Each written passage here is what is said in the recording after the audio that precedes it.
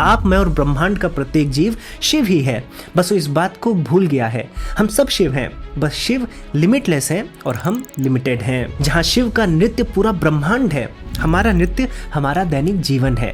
जहाँ शिव की इच्छाओं से ब्रह्मांड में नए नए तारे और ब्लैक होल्स बनते हैं, हमारी इच्छाओं से हमारे जीवन में नए नए लक्ष्य बनते हैं। और जहाँ शिव को पूरे ब्रह्मांड का ज्ञान है, हमें बस हमारी सराउंडिंग्स का रहता है। बस अंतर यह है कि जहाँ शिव आनंद का सागर है, हम सभी दुखों का सागर हैं। और हम सभी शिव होते हुए भी इसलिए दुखी हैं क्योंकि हम सभी इस ब्रह्मांड, जो कि अनंत शिव का नृत्य है, इससे आउट ऑफ सिंक हो गए हैं। लेकिन हम सभी इस डिवाइन रिदम से अपने आप को फिर से अलाइन कर सकते हैं और इस सावन के पवित्र माह से बेहतर अवसर और क्या होगा। तो साथियों, आप सभी का हाइपर क्वेस्ट के इस नए एपिसोड में स्वागत है।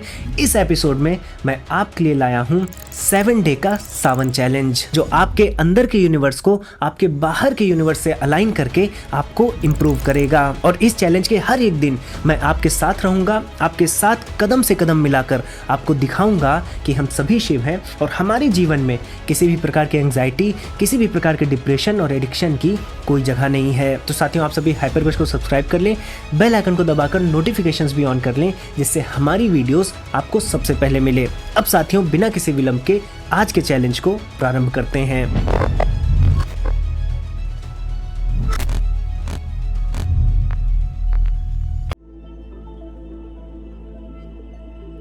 साथियों, जब आप दर्पण देखते हैं, यानी किसी मिरर के सामने जाते हैं, तो आपको अपनी रिफ्लेक्शन दिखती है। अब ये रिफ्लेक्शन आप नहीं है, लेकिन ये रिफ्लेक्शन इस बात का सबूत है, इस बात का प्रमाण है कि आप कहीं ना कहीं उपस्थित हैं। ठीक इसी तरह से कश्मीर शैव दर्शन में माना जाता है कि जो हमारा जगत है, ये जो हमारा यूनिवर्स है, ये जो हमारी सृष्टि है, ये भी रिफ्लेक्शन है। ये किसकी रिफ्लेक्शन है? ये शिव जी की रिफ्लेक्शन है। और ये रिफ्लेक्शन शिव जी में ही बनती है, यानी शिव जी मिरर भी है और शिव जी ही रिफ्लेक्शन भी है। और ये जो रिफ्लेक्शन है, जिसे हम यूनिवर्स कहते हैं, इस बात का प्रमाण है कि शिव जी कहीं ना कहीं उपस्थित हैं। अब साथियों, ये तो मेटाफर हो गई। हमने दर्पण और प्रतिबिंब के माध्यम से कश्मीर शैव दर्शन के कोर को समझा है। लेकिन प्रश्न फिर भी उठेगा कि कैसे कोई एंटिटी अपने ही अंदर इतना विस्तृत, इतना व्यापक ब्रह्मांड बना सकती है। तो इसको ऐसे समझिए कि यदि हम अपनी आंख बंद कर लें और आंख बंद करके इमेजिन करें और एक इमेजिनरी वर्ल्ड अपने अंदर बना लें, अपने अंतर मन में बना लें, तो ठीक वैसे ही शिव तत्व जो है वो भी सृष्टि की रचना अपनी चेतना के पटल पर करते हैं। और जैसे हमारे सपने हमसे अलग नहीं होते, वैसे जो जगत है, जो यूनिवर्स है, जो सृष्टि है,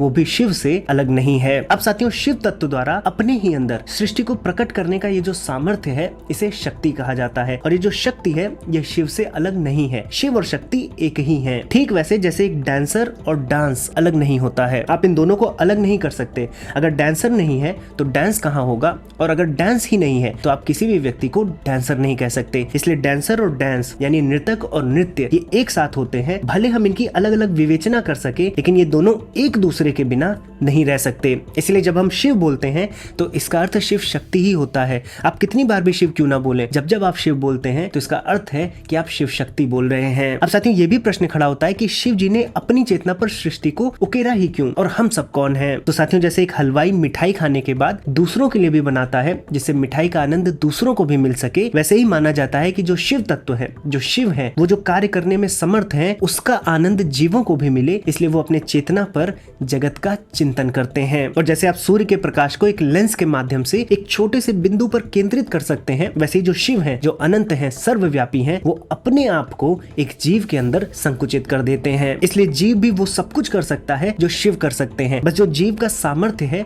वो शिव जी के संकुचित रूप में संकुचित हो जाता है। यानी जीव सीमित रूप से वो सब कुछ कर सकता है जो शिव असीमित रूप से कर सकते हैं। अब यहाँ पर प्रश्न उठता है कि शिव क्या क्या कर सकते हैं। तो कश्मीर शैव दर्शन के अनुसार शिव 5 कार्य करते हैं, जिन्हें पंचकृत्य कहा जाता है। पहला होता है सृष्टि, यानी अपने अंदर सृष्टि को प्रकट करना। दूसरा होता है स्थिति, यानी सृष्टि को प्रकट करने के बाद उसे पोषित करना, उसे सस्टेन करना। तीसरा होता है संहार, यानी कि सृष्टि को अपने में वापस मिला लेना, यानी सृष्टि को समाप्त कर देना। फिर चौथा होता है विलय, यानी जब सृष्टि को बनाना तो सृष्टि में इस ज्ञान का लोप कर देना कि सृष्टि ही शिव है, ये होता है विलय। और अंतिम होता है अनुग्रह, यानी सृष्टि पर अपनी कृपा करके सृष्टि को यह याद दिला देना कि वो शिव ही है। अब ये 5 कार्य शिव करते हैं और ये सभी 5 कार्य हम आप भी करते हैं। जैसे शिव सृष्टि को प्रकट करते हैं तो हम आप क्या करते हैं, हम आप अनुभवों को प्रकट करते हैं। अब जैसे शिव सृष्टि को चलाते हैं, पोषित करते हैं, तो हम आप भी अपने अनुभवों को, अपने एक्सपीरियंसेस को बनाए रखते हैं। फिर जैसे शिव सृष्टि को अपने में मिला लेते हैं तो हम आप भी जो अनुभव करते हैं उसको अपने अंदर समेट लेते हैं और दूसरे अनुभवों की तरफ बढ़ जाते हैं। फिर जैसे शिव का चौथा कार्य है सत्य का लोप कर देना, यानी सृष्टि को ये ना बताना कि वो शिव ही है, तो वैसे हमारे अंदर भी जो चित्त है उसमें संस्कार रूप में हमारे अनुभव गुप्त रूप से सिमट जाते हैं। और जैसे शिव अनुग्रह करते हैं,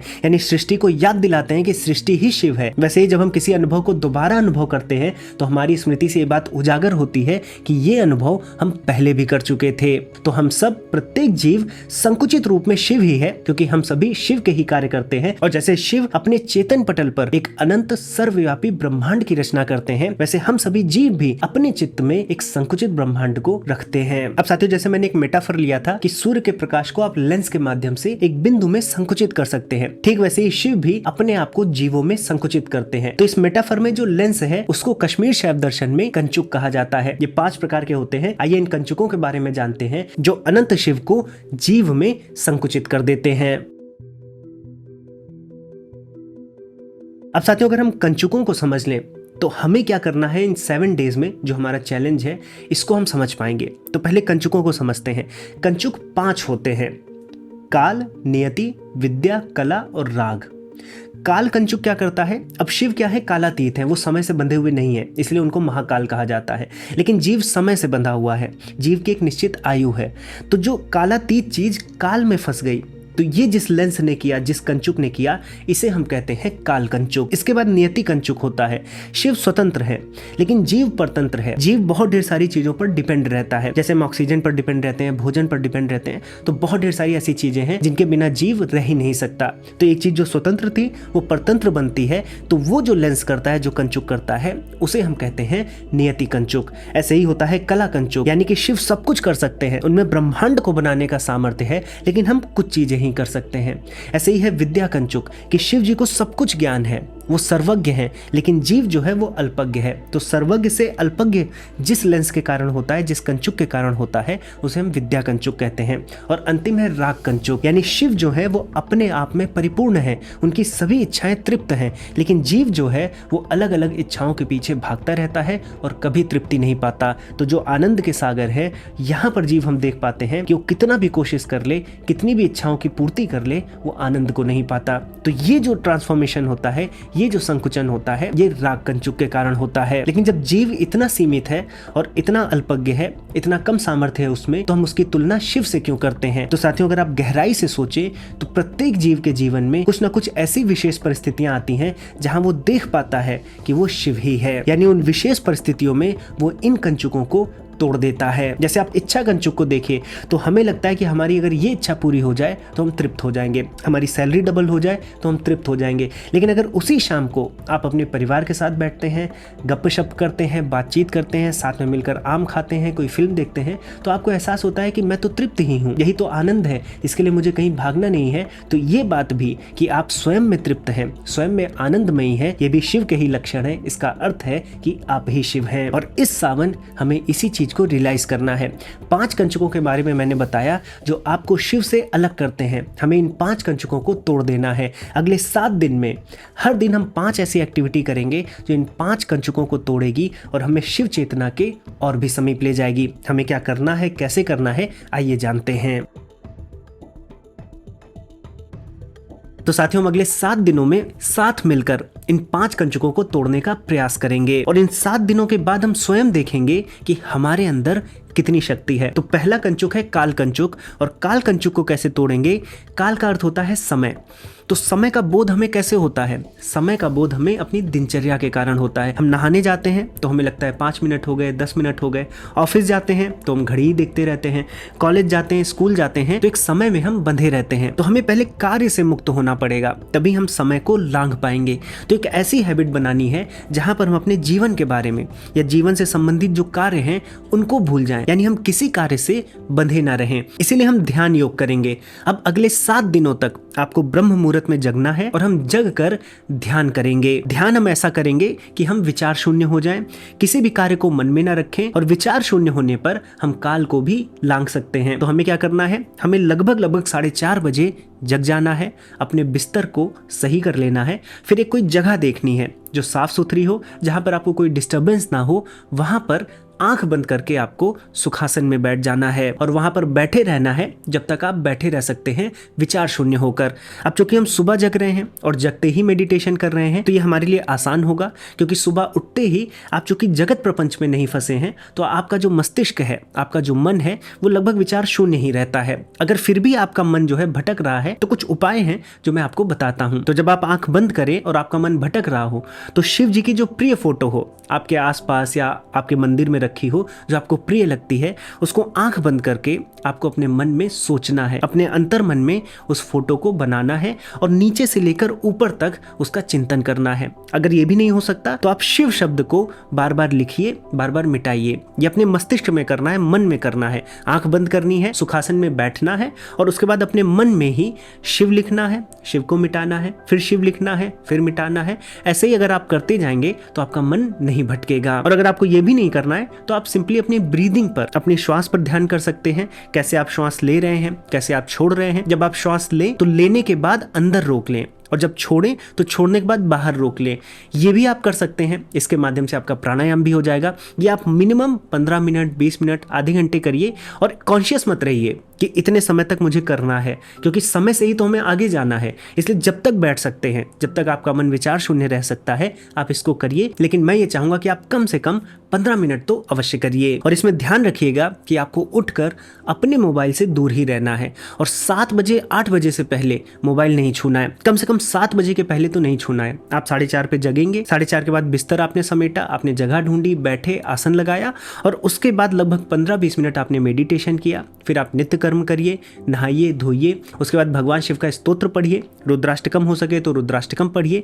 कैसे स्तोत्र पढ़ना है, किस तरह से पढ़ा जाता है, इसके लिए मैं फ्री में वीडियोस या लाइव क्लासेस अपनी शिक्षणम पर कंडक्ट करवा दूंगा, जहां पर आपको सिखाया जाएगा कि रुद्राष्टकम हो गया या कोई दूसरा शिव स्तोत्र हो गया, वो कैसे पढ़ा जाए। तो आप ये जब कर लीजिए, उसके बाद जब आपको वर्क पे जाना है या कुछ और करना है तब अपने मोबाइल पर हाथ लगाइए। तो ये पहला कंचुक तोड़ने का प्रयास किया गया है, काल का कंचुक, जिसको अगले 7 दिन तक हम सभी को करना है। मैं भी आपके साथ करूंगा। अब दूसरा कंचुक है नियति कंचुक, जो हमें ये अनुभव कराता है कि हम परतंत्र हैं, हम अपनी परिस्थितियों के मारे हुए हैं। ऐसी बहुत ढेर सारी आदतें होंगी, बहुत ढेर सारी बुरी आदतें होंगी जिनके बिना आपको लगता होगा कि आप नहीं रह सकते, आपका शरीर उस पर डिपेंड हो गया है। इसलिए तो विड्रावल सिम्टम्स आते हैं। तो हमें क्या करना है, हमें एक ऐसी आदत को चुनना है जो बुरी है। बुरी कैसे है? क्योंकि उसको करने के बाद आपको गिल्ट होता है। तो ऐसा कोई अटैचमेंट, ऐसी कोई आदत जिसको करने के बाद आपको गिल्ट होता है, उसको चुनना है। और जब आप रुद्राष्टकम बोले थे, जब आप भगवान शिव के समक्ष उनका स्तोत्र पढ़े थे, तो स्तोत्र समाप्त होने के बाद उस आदत को वहीं पर छोड़ना है और उस दिन ये प्रण लेना है कि मैं इसको नहीं करूंगा। इससे क्या होगा कि आप नियति कंचुक से बाहर आएंगे। कि ऐसा नहीं है कि अगर मैं स्मोकिंग करता हूं या पॉर्न का एडिक्ट हूं या फिर मैं और कोई गलत आदत है, ड्रिंकिंग करता हूं और मुझे लगता है कि मैं तो इसके बिना नहीं रह सकता, मैं तो परिस्थिति का मारा हूं, इसके बिना मेरा अस्तित्व ही नहीं है, तो ये हम प्रण करेंगे कि इसके बिना हम एक दिन रहकर दिखाएंगे। ये बहुत कठिन होने वाला है, लेकिन इसका भी उपाय है और इसका उपाय ये है कि हम अपने कला कंचुक को तोड़ें। अब कला कंचुक क्या है? कला कंचुक ये था कि हम बहुत सीमित कार्य कर सकते हैं, हम असीमित कार्य नहीं कर सकते शिव जी की तरह। तो हमें बहुत ढेर सारे ऐसे कार्य होंगे जिनसे डर लगता होगा। जैसे आप में से बहुत से लोग होंगे जो स्टेज पर चढ़कर पब्लिक स्पीकिंग नहीं कर सकते, या फिर बहुत से लोग होंगे जो किसी भाषा को बोलने में असमर्थ अनुभव करते होंगे, या फिर आप अपने आप को क्रिएटिव नहीं समझते होंगे कि मुझसे कोई क्रिएटिव वर्क नहीं होता। तो ऐसी लिमिटेशंस आपने बना ली है, आपके मस्तिष्क ने बना ली है। तो आपको ऐसा एक कार्य चुनना है जो कार्य आपको कठिन लगता है, लेकिन मन ही मन आप चाहते हैं कि काश आप ये कर पाते। तो वो कार्य आपको चुनना है और उस दिन कम से कम आधे घंटे देने हैं उस कार्य को सीखने के लिए या उस कार्य पर काम करने के लिए, और ऐसा 7 दिन तक करना है। और अगर आपके पास कोई कार्य ऐसा नहीं भी है तो सनातन धर्म में 64 कलाएं बताई गई हैं। उन कलाओं में से एक कला को आपको चुन लेना है, चाहे संगीत हो गया, चाहे पोएट्री लिखना हो गया, एक्टिंग हो गई, या फिर और कोई कार्य है जो आप बरसों से तो सोच रहे हैं करने के लिए, लेकिन आप करते नहीं हैं, आप डरे हुए हैं, फेलियर के कारण आप डरते हैं, आपको लगता है ये आपके बस का नहीं है। तो उस कार्य को अब उठाने का समय आ गया है। इस कार्य को उठाने से क्या होगा कि जिस समय आप बुरी आदतों में लगे थे या जिस पर्टिकुलर टाइम पर आप कोई बुरी आदत करते थे, उस समय इस कार्य पर आपको काम करना है। भले आप 30 मिनट ही करें, लेकिन इस पर कार्य करना है। और चैलेंज क्या है, इसको 7 दिन करने के बाद आपको एक नई चीज क्रिएट करनी है। जैसे आपने पोएट्री चुना, तो 7 दिन के बाद एक अपनी कोई पोएट्री आप लिखिए। आपने संगीत चुना, आप गिटार बजाना चाहते हैं, तो 7 दिन के बाद आप कुछ गिटार पे नई धुन बनाइए। आपने कोई भाषा चुनी, तो 7 दिन में अगर आपने भाषा में कुछ सीखा है तो 3-4 मिनट का, 5 मिनट का आप स्पीच दीजिए, रिकॉर्डिंग करिए और अपने परिवार में, मित्रों में साझा कीजिए। तो इससे क्या हुआ कि कला कंचुक तो टूटा ही टूटा, आप वो कार्य भी करने लगे जिसमें आप डरते थे। इसके साथ साथ जो नियति कंचुक था, जो आपकी बुरी आदतें थी, जो आपकी परिस्थिति की मार थी, उससे भी आप बाहर निकल जाते हैं। जब आप कुछ नया करना शुरू कर देते हैं, उसमें कुछ अचीव करना शुरू कर देंगे, तो आपको जो बुरी आदतों के लिए समय है वो मिलेगा नहीं, इसलिए बुरी आदतें भी धीरे धीरे छूट जाएंगी। तो अभी मैं आपको एक्टिविटीज एक्सप्लेन कर रहा हूं, बाद में आपको दिखाऊंगा कि आपका दिन दिखने कैसा वाला है अगले 7 दिनों तक। अब विद्या कंचुक को कैसे तोड़ेंगे?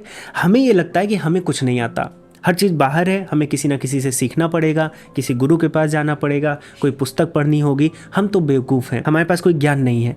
जबकि इसका उल्टा है, हमारे अंदर ही है ज्ञान। और जब मैं ये कहता हूं तो आप नहीं मानेंगे, लेकिन यदि वेस्ट का कोई एग्जाम्पल दे दूं तो आप मानेंगे, क्योंकि आपको वेस्ट का सर्टिफिकेशन चाहिए। तो आइंस्टाइन क्या कहते थे? आइंस्टाइन यही कहते थे कि मैं आपसे जीनियस नहीं हूं, बस मैं प्रश्नों के साथ ज़्यादा समय बिताता हूं। तो एक एक्टिविटी मैं यहाँ पर बिल्ड कर रहा हूं जिसमें आपको कोई एक प्रश्न लेना है। बहुत ढेर सारे प्रश्नों को मैं आपको दे दूंगा, आप उसमें से एक प्रश्न उठाइए और इस प्रश्न का उत्तर आपको किसी पुस्तक में नहीं ढूंढना है, किसी आचार्य से नहीं पूछना है, आपको 15 से 20 मिनट इस प्रश्न पर देने हैं और आपके मन में जो उत्तर आए हैं, आपको क्या लगता है, उसको एक कागज पर लिखना है। और लिखने के बाद आप उसे पढ़ें, अपने मित्रों में भी साझा करें और आप ये देखेंगे कि आपके अंदर पहले से ही कितना ज्ञान है। और अंतिम है राग कंचुक। राग कंचुक क्या करता है? राग कंचुक हमें यह अनुभव में लाता है कि हम जो हैं वो आनंद से रहित हैं। आनंद के लिए हम भागते रहते हैं, नई नई इच्छाओं की पूर्ति के लिए भागते रहते हैं। तो हमें ऐसी एक्टिविटी करनी है जिससे हम ये अनुभव कर पाएं कि आनंद तो हमारे अंदर ही है, हम ही तो शिव हैं, हमें बाहर नहीं भागना है। तो मैं कुछ एक्टिविटीज़ का पूल क्रिएट कर रहा हूँ, उसमें से आपको एक एक्टिविटी चुननी है और आधे घंटे 1 घंटे करना है, या जितना आप समय दे सकते हैं। और उस एक्टिविटी को करने के बाद आपको पता चलेगा कि जो आनंद है वो आप में ही है, उसके लिए आपको किसी एक्सटर्नल चीज़ की आवश्यकता नहीं है। तो ये 5 एक्टिविटीज़ हैं जो आपको डेली करनी है, 7 दिन तक करना है। इन 5 में एक तो पैसिव है, उसको तो आपको करना नहीं है, जो आपको छोड़ना है। 4 ऐसी हैं जो आपको डेली करना है। पहला, आपको सुबह उठना है 4:30 से 4:45 के बीच में, और फिर आपको ध्यान करना है। ध्यान करने के बाद आप नित्य कर्म करिए, नहा लीजिए, ईश्वर के पास जाइए, शिव स्तोत्र पढ़िए और वहाँ पर जो आप छोड़ने जा रहे हैं उसका आप प्रण कीजिए और उसको छोड़ दीजिए। उस पर आप चिंतन मत करिए, जितना आप उस पर फोकस करेंगे आपको क्रेविंग उतनी ज़्यादा होगी। जब आप छोड़ दीजिए उसके बाद अपने दिन की शुरुआत कीजिए। आप अपना दिन का कार्य करिए, प्रयास करिए कि आप ज़्यादा से ज़्यादा सात्विक भोजन ही करें, उससे आपको बल मिलेगा और इस रूटीन को आप फॉलो कर पाएंगे। फिर सायंकाल हो जाएगा 5-6 बजे के लगभग जो एक्टिविटी मैंने आनंद के लिए कही है, क्योंकि आप थक चुके होंगे अपने कार्य से, तो वो आनंद की एक्टिविटी आपको करनी है। उस एक्टिविटी को करने के बाद एक एक्टिविटी जो आपका डर था, जो आप नहीं कर सकते, उसको सीखना है। उस कार्य को सीखने के लिए 30 मिनट दीजिए, 40 मिनट दीजिए और कुछ सीखिए। फिर उसके बाद प्रयास कीजिए कि 8 बजे तक आप अपना भोजन कर लीजिए। फिर 10 बजे के पहले पहले आप अपने बिस्तर पर आ जाइए।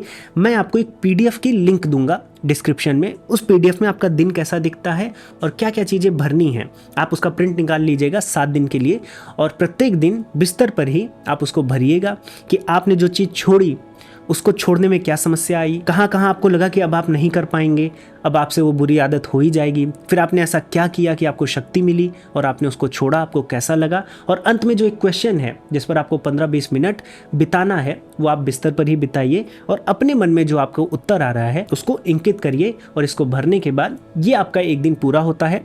ऐसे जब आप 7 दिन करेंगे तो आप देखेंगे कि आप सारे कंचुकों को किस प्रकार धीरे धीरे तोड़ेंगे और असीमित शिव की तरफ आगे बढ़ेंगे। और साथियों, अगर आपको डिजिटली भरना है, किसी कम्युनिटी के साथ जुड़ना है, उनके भी स्ट्रगल्स को समझना है, उनके साथ ग्रो करना है, शिव भक्तों के साथ ये चैलेंज करना है, तो हमने एक मॉड्यूल भी बनाया है जहां हमने इन सारी एक्टिविटीज़ को डिजिटली भी क्रिएट किया है, जहां आपको ढेर सारे ऑप्शंस, टास्क या और भी जो क्वेश्चंस हैं वो ऑनलाइन ही मिल जाते हैं। आप उसको ऑनलाइन भर सकते हैं। बस प्रयास ये कीजिए कि जब मैंने बोला है कि मोबाइल नहीं चलाना है, जैसे सुबह का समय है कि आप मेडिटेशन कर रहे हैं, ईश्वर की प्रार्थना कर रहे हैं, सुबह 7-8 बजे बजे तक मोबाइल नहीं चलाना है तो उसको आप मत चलाइए। तो आपको जितनी जर्नलिंग करनी है, जितना टास्क लेना है वो आप पहले ही ले लीजिए, या दिन में ले लीजिए, या फिर शाम को भोजन करने के बाद आप उसको भर दीजिए। और सोने के भी 1 घंटे पहले आप मोबाइल छोड़ दीजिए। इस मॉड्यूल में और भी बेनिफिट्स हैं कि आप डेली लॉगिन कर सकते हैं, आपका एक हैबिट ट्रैकर भी है, और जब आपकी ये जर्नी कंप्लीट होती है तो आपको एक कंसोलिडेटेड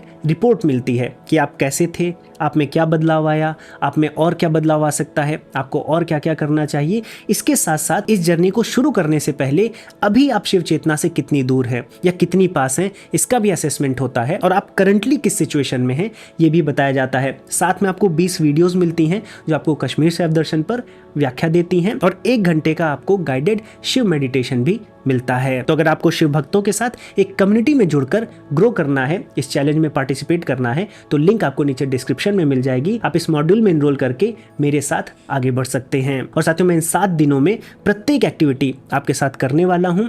हर एक अपडेट, हर एक एक्टिविटी जो मैं कर रहा हूं, जो मैंने चुनी है, उसको मैं शेयर करते रहूंगा। चूंकि आप लोगों की संख्या बहुत ज्यादा है, इसलिए मैं इंस्टाग्राम ब्रॉडकास्ट ग्रुप में ये करते जाऊंगा। तो वहां पर आप मुझे फॉलो कर सकते हैं। इंस्टाग्राम पर भी हाइपर क्वेस्ट नाम से ही आईडी है, आप वहां पर फॉलो करके ब्रॉडकास्ट ग्रुप को ज्वाइन कर लीजिएगा। वहां पर मैं कल से ये एक्टिविटीज करना प्रारंभ करूंगा, और आशा करता हूं कि हम सभी इन 7 दिनों में इन सभी एक्टिविटीज को कर कर अपने आप को और भी इंप्रूव कर पाएंगे। इसी के साथ इस सावन में आशा करता हूं कि हम सभी इस सावन और भी शिवमयी बने। मैंने सारी डिटेल्स आपके साथ साझा कर दी हैं। अगर कोई बात छूट गई है या कोई टेक्निकलिटी है तो आपको नीचे डिस्क्रिप्शन बॉक्स में मिल जाएगी, आप उसको भी पढ़ लीजिएगा। PDF की लिंक भी मैं नीचे दे दूंगा। जरूरी नहीं है कि आप कम्युनिटी के साथ ही कार्य करें, आप PDF की भी प्रिंट निकाल कर इस मार्ग पर आगे बढ़ सकते हैं। और 7 दिन भी कोई सीमा नहीं है, 7 दिन तो मैं आपको इनिशिएट करना चाहता हूं कि कम से कम आप 7 दिन करेंगे, उसका प्रभाव देखेंगे, तो उस प्रभाव से आपके अंदर अनुशासन आएगा। फिर आप अगले 7 दिन करेंगे, उसका प्रभाव देखेंगे, उसका फल आपको मिलेगा, फिर अनुशासन आएगा, और ऐसे करते करते धीरे धीरे आपकी सारी बुरी आदतें खत्म हो जाएंगी और आप शिवत्व की ओर आगे बढ़ जाएंगे। तो अब मैं आपको मिलूंगा अगले 7 दिनों में इन एक्टिविटीज के साथ। इसी के साथ इस वीडियो को यहीं पर समाप्त करता हूं। आपको ढेर सारी शुभकामनाएं देता हूं। अपने मित्रों में, परिवारजनों में इस वीडियो को साझा करें, हम सभी मिलकर इस मार्ग पर आगे बढ़ पाएं। इसी कामना के साथ आपसे ये भी निवेदन करूंगा कि आप चैनल को भी सब्सक्राइब कर लें। हम लोग लगातार आध्यात्मिक, वैज्ञानिक, दार्शनिक इन सभी वीडियोस को लाते रहते हैं। अब मैं इस वीडियो को यहीं पर दूंगा विराम। अब मैं मिलूंगा एक नए टॉपिक के साथ नई वीडियो में। तब तक के लिए जय श्री राम।